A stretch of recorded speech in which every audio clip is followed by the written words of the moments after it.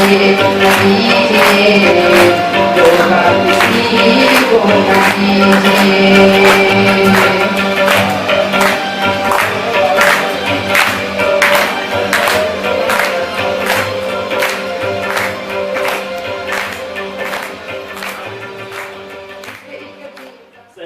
है कि आज पूरे 2 महीने हुए हैं स्वराज अभियान को शुरू हुए। 14 अप्रैल को बाबा साहब अम्बेडकर के जन्म दिवस पर हमने एक राष्ट्रीय स्वराज संवाद को आयोजित किया था और वहां सबकी सहमति से बातचीत करके स्वराज अभियान की स्थापना का निर्णय लिया। संयोग ये है कि आज ठीक 2 महीने बाद 14 जून को ये 14वां राज्य है जहां हम स्वराज संवाद का आयोजन कर रहे हैं।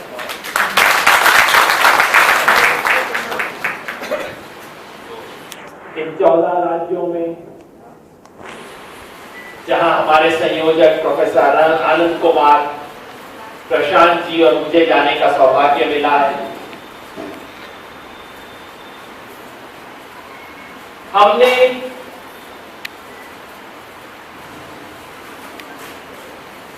एक खास तरह की ऊर्जा देखी, एक खास तरह की आशा देखी, एक खास तरह का संकल्प देखा। और सबसे पहले मैं आपसे उसी के बारे में बात करना चाहता हूं। आपने बोरकर साहब बताया ना, पाटिल साहब, आपने जिक्र किया कि पुणे में मैं आया था, मैंने कुछ बात रखी थी, आपको अच्छी लगी और आप उससे जुड़े। उसमें महत्वपूर्ण मैं नहीं हूं, मैं तो निमित्त था उस बात का। महत्वपूर्ण ये बात है कि एक व्यक्ति जो कहता है मुझे राजनीति से कोई संबंध नहीं था, मुझे और मेरी पत्नी को, लेकिन मेरे मन में आशा हुई, मेरे मन में विश्वास हुआ कि मैं इस देश की राजनीति में कुछ कर सकता। पिछले 3-4 साल में इस देश के करोड़ों लोगों को पहली बार राजनीति में आशा दिखाई। इस देश के लाखों लोग पहली बार अपने घर से बाहर निकले, किसी राजनीतिक गतिविधि से जुड़े। इस देश के हजारों लोगों ने अपनी जिंदगी, समाज, परिवार, दुकान, इन सब को छोड़ के सिर्फ राजनीति के जरिए ये देश बदलने की कठिन यात्रा शुरू की। ये कोई साधारण बात नहीं थी। किसी भी देश के लिए सबसे बड़ी पूंजी यही होती है, पूंजी पैसा नहीं होता। किसी देश को बनाने में, बिगाड़ने में, देश का भविष्य संवारने में जो सबसे बड़ी पूंजी होती है वो ये होता है। उस देश के लोग, बुजुर्ग, नौजवान, औरत, आदमी जो कहे कि मैं अपने फायदे के लिए नहीं, समाज के लिए, देश के लिए, किसी बड़े काम के लिए निकलूंगा, अपना सब कुछ उसको दे दूंगा। ऐसा 20, 25, 30 साल में केवल एक बार होता है किसी देश में, और हमारे देश में संयोग से पिछले 3-4 साल में ये हुआ। और आज पूरे दिन की लंबी चर्चा के बावजूद भी यहां इतने साथी जो बैठे हैं, वो शायद इसीलिए बैठे हैं कि इनमें से अधिकांश साथी वही हैं जो ये संकल्प करके सार्वजनिक जीवन में उतरे कि मुझे कुछ लेना नहीं है, मुझे इस देश के लिए, समाज के लिए कुछ देना है। तो मैं उन सब लोगों से पूछता हूं, आप सबसे पूछता हूं, हमने, आपने 1 साल पहले, 2 साल पहले, 3 साल पहले या 4 साल पहले जो यात्रा शुरू की थी, वो क्या सोच के शुरू की थी? जब रामलीला मैदान से हमने यात्रा शुरू की थी तो हमें पता था कि हमारे विरुद्ध सत्ता है। हमें पता था कि सबसे ताकतवर लोग, पुलिस प्रशासन, सरकार, सब हमारे खिलाफ है। फिर भी हम चले थे ना। क्या सोच के चले थे? क्या हमने सोचा था कि हमारी जब यात्रा होगी तो इसमें मोहम्मदी कालीन बिछी होगी? क्या हमने सोचा था कि हम इस यात्रा में निकलेंगे और कल सुबह तक पूरा देश बदल जाएगा? नहीं। हम एक कठिन यात्रा के लिए निकले थे। हमें पता था कि हमें धूप मिलेगी, हमें पता था कि हमारे पांव छिलेंगे, हमें पता था कि बीच में से हम गिरेंगे भी, ठोकर भी खाएंगे। हमें पता था कि वो सब करने के बाद अंत में हमारे हाथ फिर भी कुछ नहीं आएगा। शायद हम अपने बच्चों के लिए या हम अपने बच्चों के बच्चों के लिए एक सुंदर हिंदुस्तान छोड़ के जाएंगे। शायद ये सीख सोच के हम आगे बढ़ेंगे।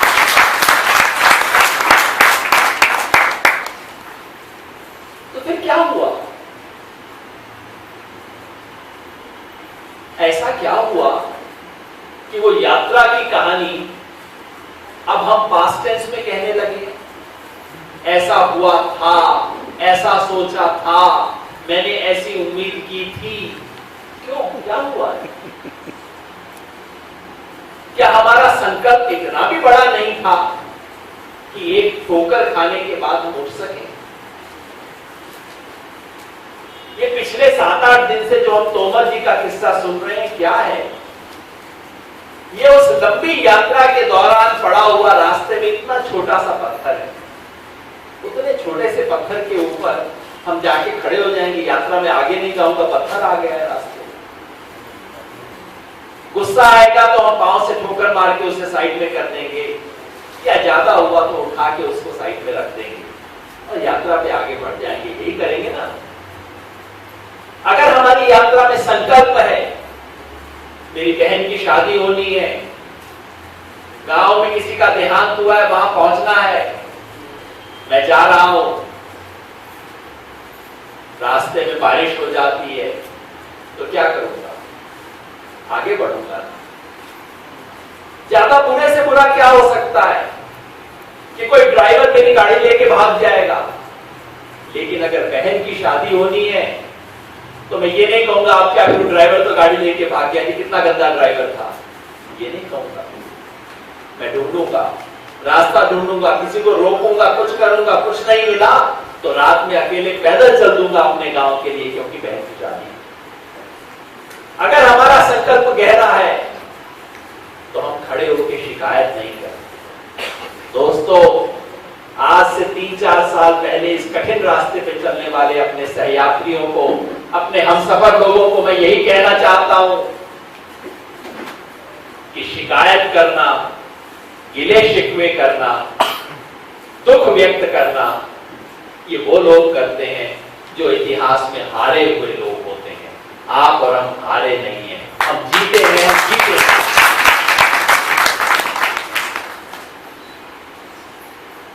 हमारे साथ क्या हुआ? कोई ट्रेजेडी नहीं हुई है हमारे साथ कभी। हमारे साथ सिर्फ इतना हुआ कि हम चले, रास्ते में धूप थी, धूप की आदत हमें होने लगी थी, अचानक छांव आ गई, अचानक बड़ा पेड़ आ गया, छाया आ गई, हमें धूप की आदत कुछ महीनों के लिए छूट गई। मीडिया के कैमरे आने वाले आ गए, हमारी फोटो खींचने लग गए, हमारे को लोगों ने हार पहनाना शुरू कर दिया, वो कांटों की आदत खत्म हो गई, फूल पड़ने लग गए, छांव आ गई, भूल गए, हम 2 महीने में भूल गए कि धूप कितनी कड़ी थी और धूप में किस संकल्प से हम चलते थे। और उस छांव में 2-4 कुर्सियां और लग गई, 2-4 साथी थक गए, कुर्सी पे बैठ गए, कोई बात नहीं। आपके 2 साथी छांव में कुर्सी में बैठ जाएंगे, आप क्या करेंगे? सारी यात्रा छोड़ के या तो उसकी कुर्सी को देखेंगे कि मुझे क्यों नहीं दी, या ये कहेंगे कि अरे ये लोग कुर्सी पे क्यों बैठ गए। या आपकी यात्रा सच्ची होगी तो आप क्या करेंगे? आप कहेंगे कोई बात नहीं भाई, मैं समझ रहा हूं, छाया धूप ज्यादा थी और तुमने मेहनत भी बहुत की थी, तुम थोड़ी देर छाया में बैठ के, कोई बात नहीं, मुझे तो बहुत दूर जाना है, मैं चलता हूं, तुम आ जाओगे तो कोई बात नहीं।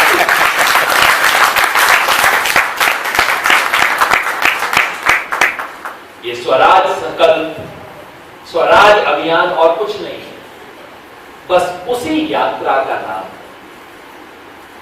यात्रा बड़ी है, गाड़ी बड़ी नहीं, ड्राइवर बड़ा नहीं है, वो यात्रा, वो संकल्प, वो ध्येय जो हमें दिख रहा था वो बड़ा है।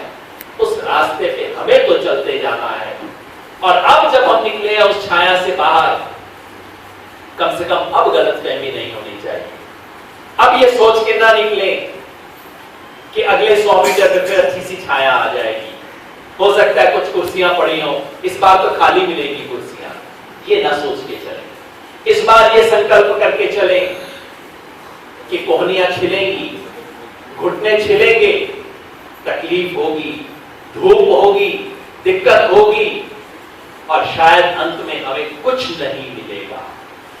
सिर्फ अपने बच्चों के लिए, उनके बच्चों के लिए अच्छा देश बना के जाना है। अगर ये संकल्प लेके हम चलते हैं तो अभी तो कुछ भी नहीं हुआ। 2-3 साल क्या होते हैं किसी भी यात्रा में। चीन के प्रधानमंत्री चाओ एन लाई से एक बार पूछा किसी ने कि फ्रांस की क्रांति के बारे में आपके क्या विचार है। तब तक 150 साल हो चुके थे, 150 साल हुए थे या उसकी 200वीं बरसी, 150वीं बरसी थी उसकी शायद। तो चाओ एन लाई ने कहा, वो फ्रांस की क्रांति वो तो हाल ही में हुई थी, उसके बारे में मैं क्या बताऊं, थोड़ा वक्त गुजर जाने दो। मतलब क्या कि एक देश के इतिहास में 1 साल तो सिर्फ पलक झपकने जितना समय होता है, इससे बड़ा नहीं होता। 3 साल कुछ भी नहीं है। और जो ये गलतफहमी में चला था, इस धोखे में चला था, या धोखा दे रहा था कि 2 साल में 3 साल में पूरा देश बदल देंगे, उस किस्म की ठगी में देने की कोई जरूरत नहीं है। ईमानदारी से चलेंगे, 20 साल कम से कम लगेंगे, 20 साल मेहनत करनी होगी, बहुत संघर्ष करना होगा, ठोकर खानी होगी, अंदर के धोखे भी मिलेंगे, बाहर के झटके भी मिलेंगे। उसके लिए तैयार होंगे तो हिंदुस्तान जैसे बड़े देश को बदलने के लिए हम कुछ कर पाएंगे। और ये स्वराज अभियान उसकी तैयारी। तभी हम कहते हैं राजनीति युग धर्म है। युग धर्म मतलब समाज को बदलने का जो सबसे बड़ा काम हो सकता है अपने जमाने में। संत तुकाराम के जमाने में वो सामाजिक सुधार का काम था, लेकिन पिछले 100 साल के भारत में और अगले 50 साल के भारत में राजनीति वो माध्यम है, राजनीति वो मार्ग है जिस पे चल के समाज को बदला जा सकता है। इसलिए हम राजनीति में, इसलिए नहीं कि हमें राजनीति का शौक है, इसलिए नहीं कि हमारे को सत्ता में आने का शौक है, बल्कि इसलिए कि जिस देश में हम जी रहे हैं, जिस युग में हम जी रहे हैं, इस युग में देश को, समाज को बदलने का, अंतिम व्यक्ति की आंख से आंसू पोंछने का, किसान की आत्महत्या को रोकने का, रोज सुबह पीने का पानी लेने के लिए कई किलोमीटर तक चलने वाली औरत की यात्रा को बचाने का, बच्चे को स्कूल में शिक्षा देने का, और दवाई के अभाव में दिल करके मरते हुए लोगों को बचाने का एकमात्र बड़ा माध्यम है, तो वो है राजनीति। इसलिए हम राजनीति करते हैं, इसलिए हम यहां आए। कैसे करेंगे इस युग धर्म को हम? ये मान के, ये सोच के कि हम बहुत लंबी यात्रा के लिए निकले हैं।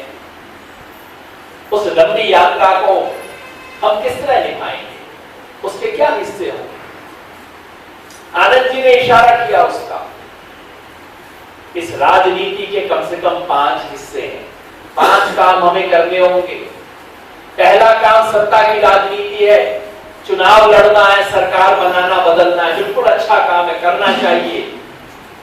समाज में सारे अच्छे काम अच्छे लोग करें और राजनीति गुंडों के सहारे छोड़ दें, इससे मूर्खता का काम कोई हो नहीं सकता।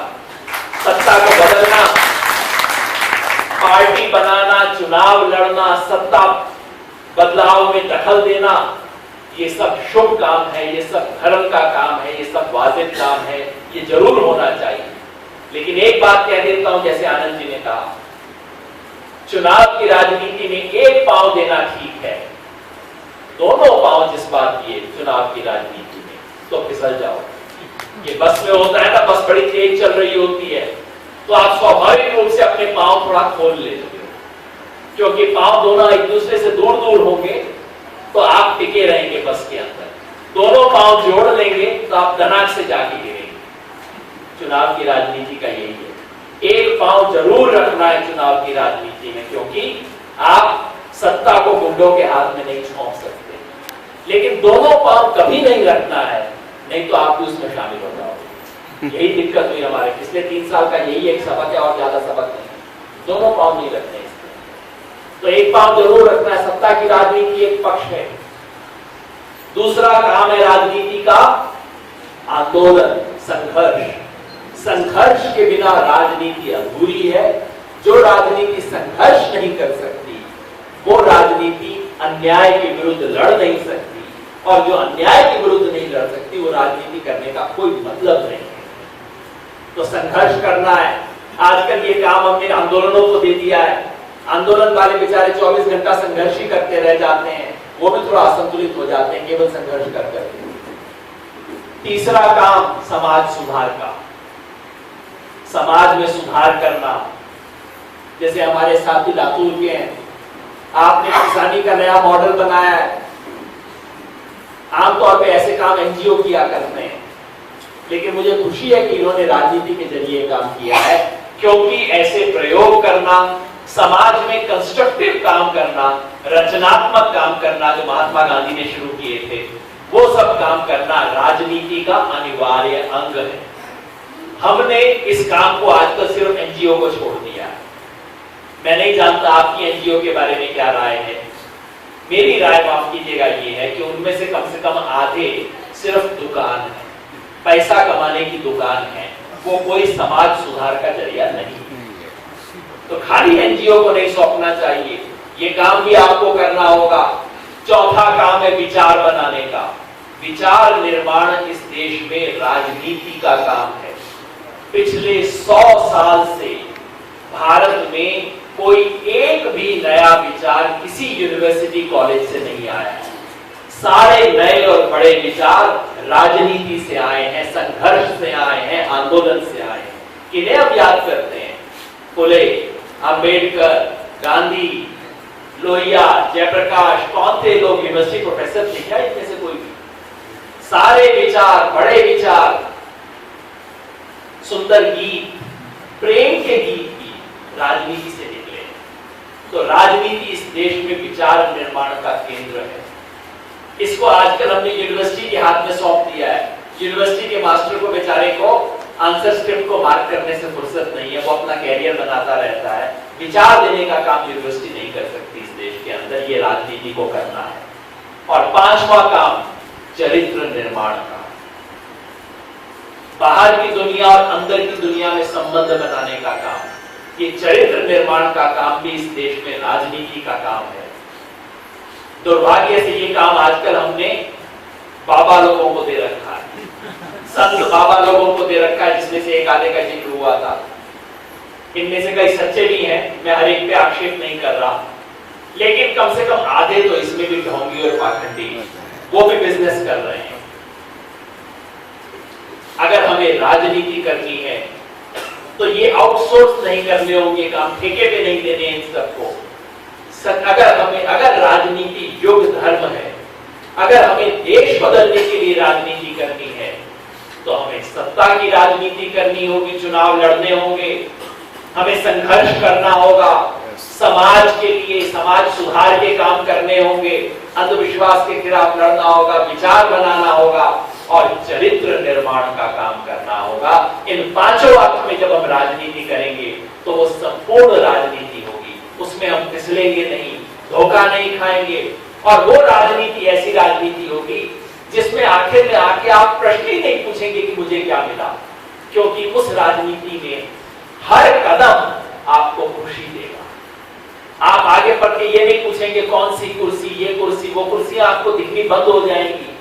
हर कदम उस राजनीति में हमें संतोष देगा, हमें खुशी देगा, हमें अचीवमेंट देगा, इस देश को, हमारे समाज को कुछ ऐसी चीज देगा जो हमारी आंख के सामने हो। वो राजनीति करने के लिए हम आए हैं।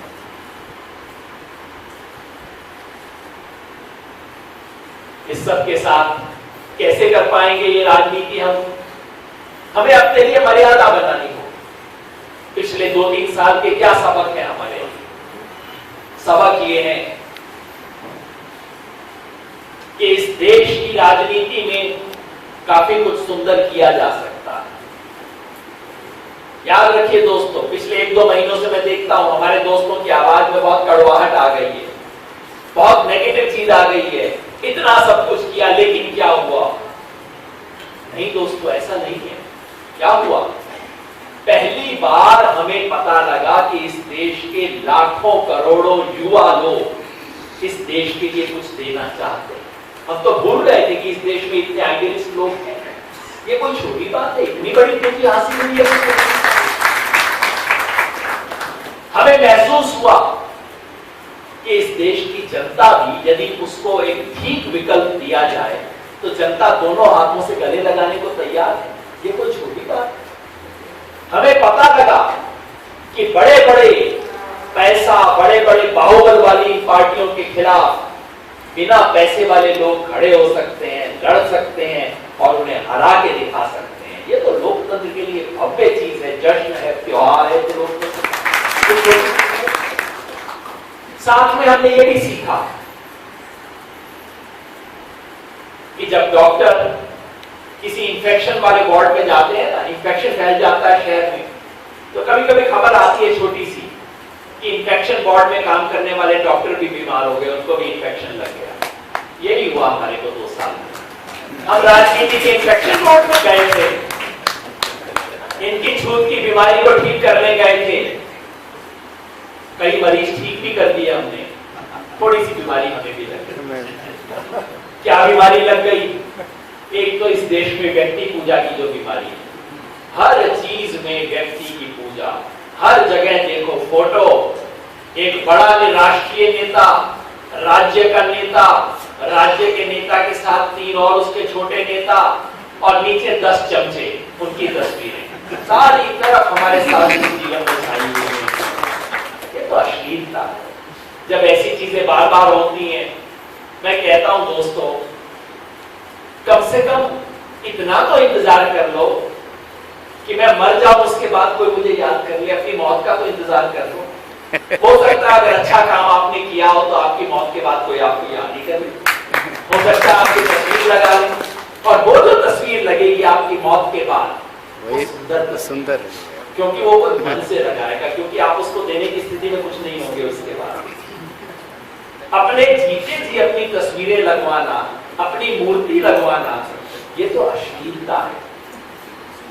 थोड़ी सी बीमारी हमें भी लग गई थी और मैं आपको यहाँ महाराष्ट्र के स्वराज संवाद के साथियों को बधाई देना चाहता हूँ कि यहाँ बैनर के ऊपर जो तस्वीरें लग रही हैं, इसमें कोई व्यक्ति नहीं है, इसमें हम सब हैं, हम साथ हैं। और एक संकल्प हम ले आए, एक छोटा सा संकल्प हम ले सकते हैं इस सबक सीखते हुए कि हम किसी जीवित व्यक्ति के नाम का नारा नहीं लगाएंगे, किसी जीवित व्यक्ति की तस्वीर को महिमा मंडित नहीं करेंगे, व्यक्ति पूजा से इसमें अपवाद हो सकते हैं। जब चुनाव लड़ना पड़े, लड़वाना हो, तो उस 15 दिन के लिए फोटो भी लगा लेना, नारे भी लगा लेना, क्योंकि उम्मीदवार होते हैं। लेकिन बाकी 350 दिन तो हम सामान्य काम कर सकते हैं अपना। एक चीज। दूसरा, हमने क्या सीखा कि ये दिल्ली दरबार की बीमारी जो शिवाजी महाराज के समय से चली आ रही थी, वो इस देश में मुक्त नहीं हो रही। दिल्ली दरबार समझता है कि पूरा देश वो चला सकता है। दिल्ली में बैठे हुए लोग, जिसका संयोग से घर दिल्ली में हो, वो अपने आप को राष्ट्रीय नेता मानता है। ये प्रॉब्लम इस देश की बीमारी है। थोड़ी सी बीमारी हमें भी लगी, दिल्ली, गाजियाबाद, नोएडा, यही वाली प्रॉब्लम है। इन सबको लगता है कि देश के मालिक है। तो ये बीमारी हमें भी थोड़ी सी लग गई। इससे मुक्त होने की जरूरत है और ये स्वीकार करने की जरूरत है कि महाराष्ट्र का स्वराज अभियान महाराष्ट्र के साथ ही चलाएंगे। ये राष्ट्र नहीं, महाराष्ट्र है। ये चला लेंगे, इसमें कोई दिक्कत नहीं है। और छोटी छोटी बीमारियां लगी हमारे को,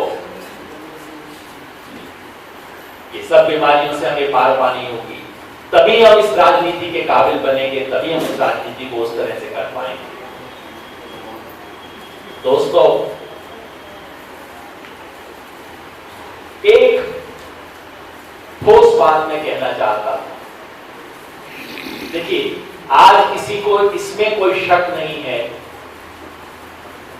कि सच किस तरफ है और झूठ किस तरफ है।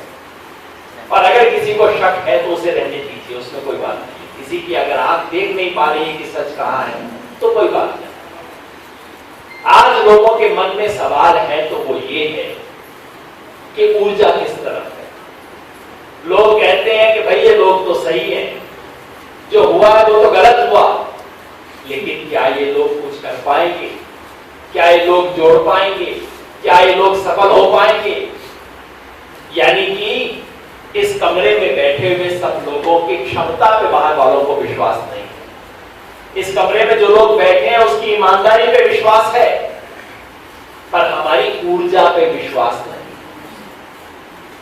हमारी असली चुनौती ये है कि हमें ये करके दिखाना है। इसलिए मैं आपके महाराष्ट्र का जो प्रस्ताव आया उससे असहमत हूं। आपने महाराष्ट्र के अपने प्रस्ताव में कितना 1000 गांव की बात की, गलत है साहब। आप लोग संसद में कितनी 48 सीट भेजते हो, 543 में से लगभग देश का 10% सीटें आपने कब्जा करके रखी हुई है महाराष्ट्र वालों ने। तो फिर भाई हमें किसान आंदोलन में 1 लाख गांव में पूरे देश में जाना है, तो उसका 10% भी आपको करना पड़ेगा। 10,000 अगर संसद में 10% सीट चाहिए तो आपको इस आंदोलन का भी 10%, मैं तो 10 से ज्यादा कहने वाला था, लेकिन 10% तो करना चाहिए। कोई बड़ी बात नहीं है। किसी साथी ने कहा हर व्यक्ति एक गांव में जाए। अरे भाई एक गांव में क्यों जाए?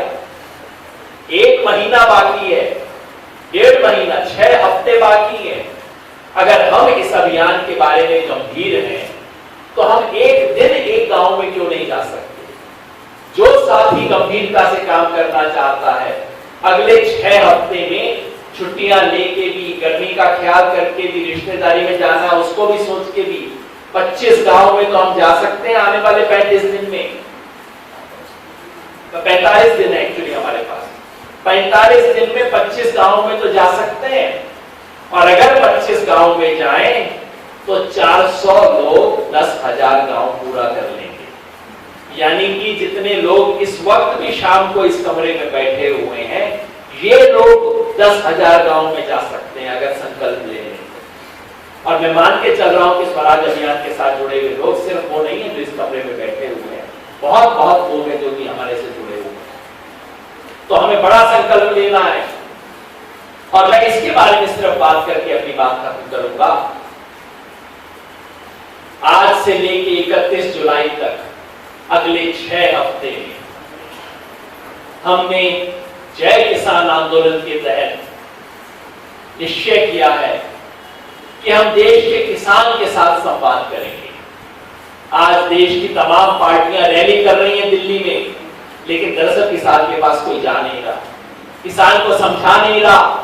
एक साधारण किसान को यह भी नहीं पता, ये तो पता ही नहीं है कि मोदी जी का भूमि अधिग्रहण अध्यादेश क्या है, किसी को नहीं पता। गांव में किसान को तो नहीं पता, उसे ये भी नहीं पता कि 2013 का कानून क्या था।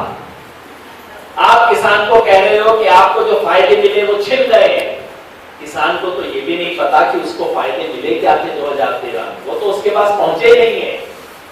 किसान के साथ संवाद करना, चेतना करना, विचार निर्माण करना, ये काम तो कर ही नहीं रहे।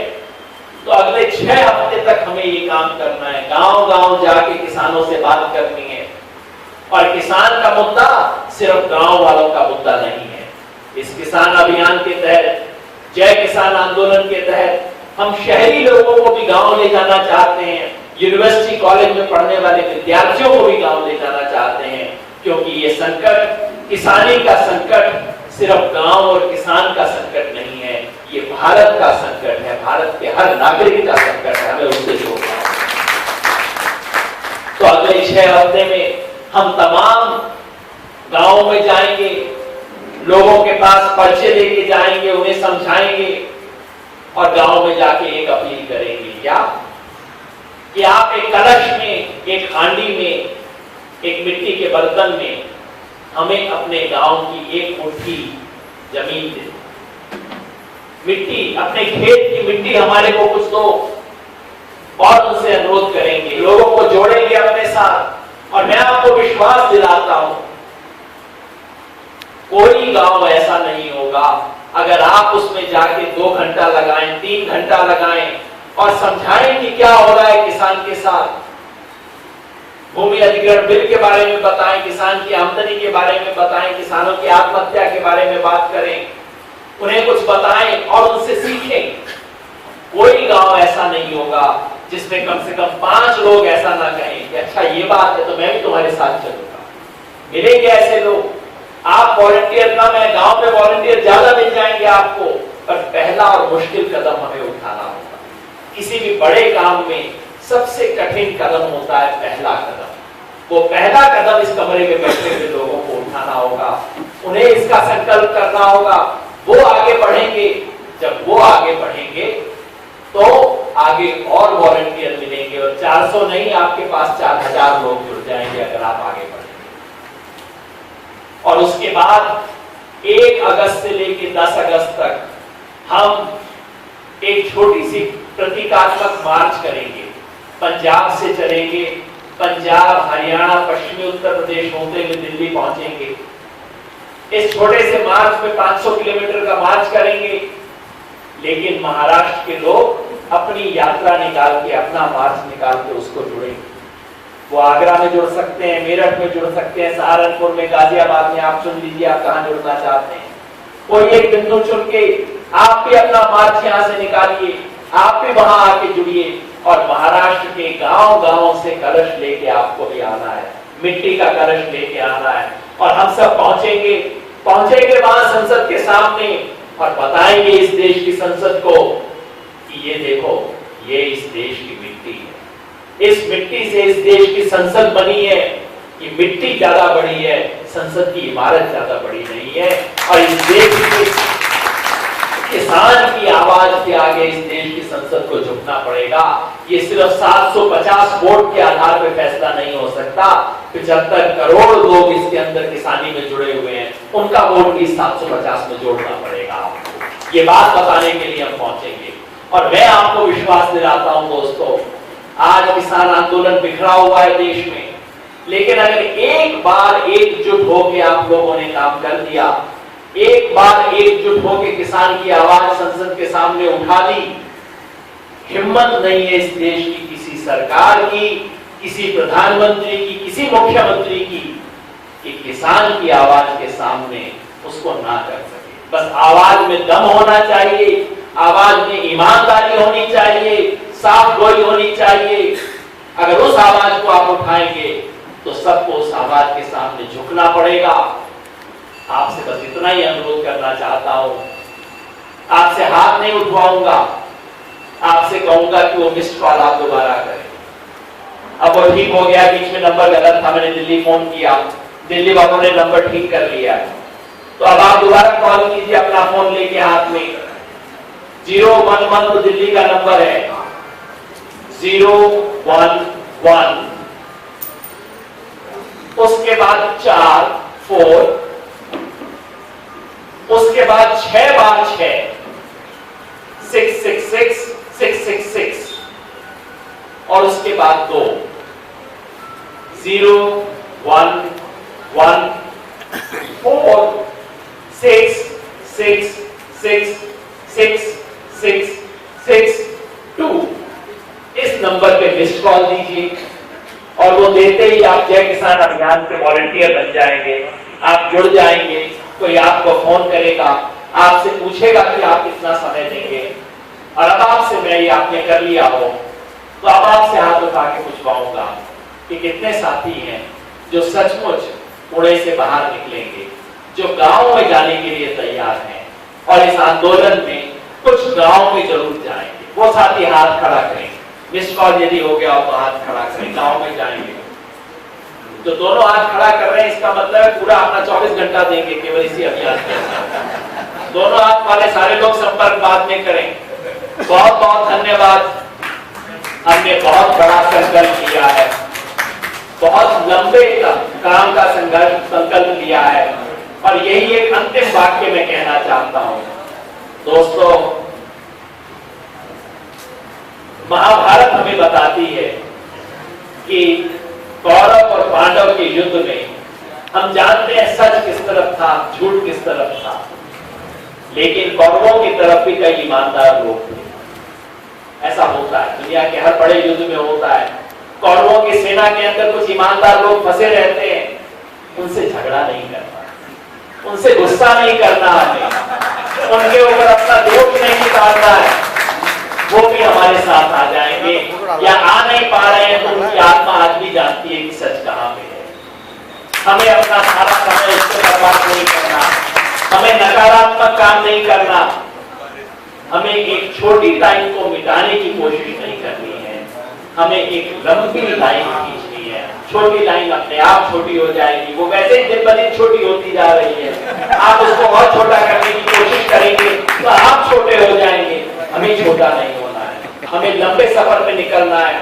तो दोस्तों, हमारे साथ कोई ट्रेजेडी नहीं हुई है, कोई दुर्भाग्य नहीं हुआ है, सिर्फ बहुत लंबे सफर में निकले थे और एक छोटे से ठोकर के बाद फिर चल दिए हैं। ये किसी सुंदर सपने का अंत नहीं है, एक बहुत लंबी, कठिन और सुंदर यात्रा की शुरुआत है। आप सबको मैं इस यात्रा में आमंत्रित करता हूं। धन्यवाद। साथियों, आपके जाने से पहले मैं आपको बस एक सूचना एक सूचना सिर्फ दे रहा था। एक तो हम राष्ट्रगान करके जाएंगे, उससे पहले यहां से नहीं जाएंगे कोई भी। स्वराज अभियान की राष्ट्रीय कार्यकारिणी ने फैसला किया था कि अभी हम राज्यों की स्थायी कार्यकारिणी का गठन नहीं करेंगे, लेकिन हम 3 लोगों को, प्रोफेसर आनंद कुमार, प्रशांत जी, मुझे और अजीत झा को इसकी अथॉरिटी दी गई थी कि हम इस जय किसान आंदोलन के लिए अभियान समिति का गठन कर दें ताकि वो काम एकदम शुरू हो जाए। तो ये स्थायी समिति नहीं होगी, केवल अगले 2 महीना जय किसान आंदोलन को चलाने के लिए एक समिति के गठन की बात है। इसमें चर्चा करके कुछ नाम आए हैं, मैं नाम पढ़ के सुना रहा हूं। तो जय किसान आंदोलन के लिए महाराष्ट्र की जो समिति होगी उसमें साथी माधव कांबले जी यहाँ बैठे हैं, हमारी साथी सविता शिंदे जो यहाँ बोली थी,